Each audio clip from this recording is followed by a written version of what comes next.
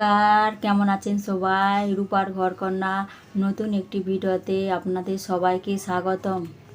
জানেন খেয়েঘাটে মাছের দাম আগুন, তো মুরোলা মাছ নিয়ে বাছা হয়ে গেছে, তো এবারে ধুয়ে নেব। ধোয়া হয়ে গেছে, এবার একটু নুন হলুদ মাখিয়ে দেবো মাছের মধ্যে। মাখিয়ে 5 মিনিট রেখে দেবো। তেল গরম হয়ে গেছে, এবার মাছগুলো দিয়ে দেবো। মুরোলা মাছের আবার ট্যাম না কাটলে মুরোলা মাছ খেতে আবার তিতো লাগবে, খেতে ভালো লাগবে না।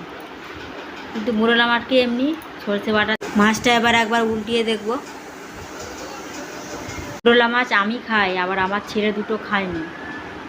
ছোটো ছোটো কাঁটা থাকে বলে না ওর মধ্যে, ওই জন্য খায় না। তো মাছগুলো ভাজা গেছে, এবার তুলে নামিয়ে নেব।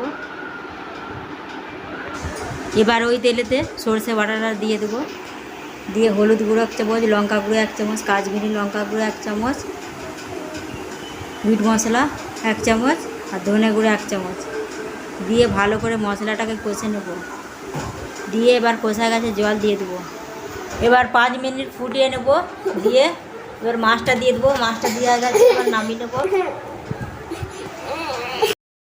মুরোলা মাছ কে না পছন্দ করে, তো রান্না হয়ে গেছে, ভাত বেড়ে খেতে বসে গেছে। আজকে একটু বেসনের বড়া করবো বলে এবার দিয়ে দেবো। বেসনের তেল চলে এসেছে আমি। এবার বেসনের মধ্যে দিয়ে দেবো পেঁয়াজ কুচি একটু। তেল গরম হয়ে গেছে, আলু কুচি, বেসন বড়া ভাজার জন্য বেসনগুলো দিয়ে দেবো। 2টো লঙ্কা কুচি, কালো জিরে। এবার বেসন বড়াগুলোকে, কড়ি পাতা, বেসন বড়া সব দিয়ে গেছে। এবার দিয়ে নেবো।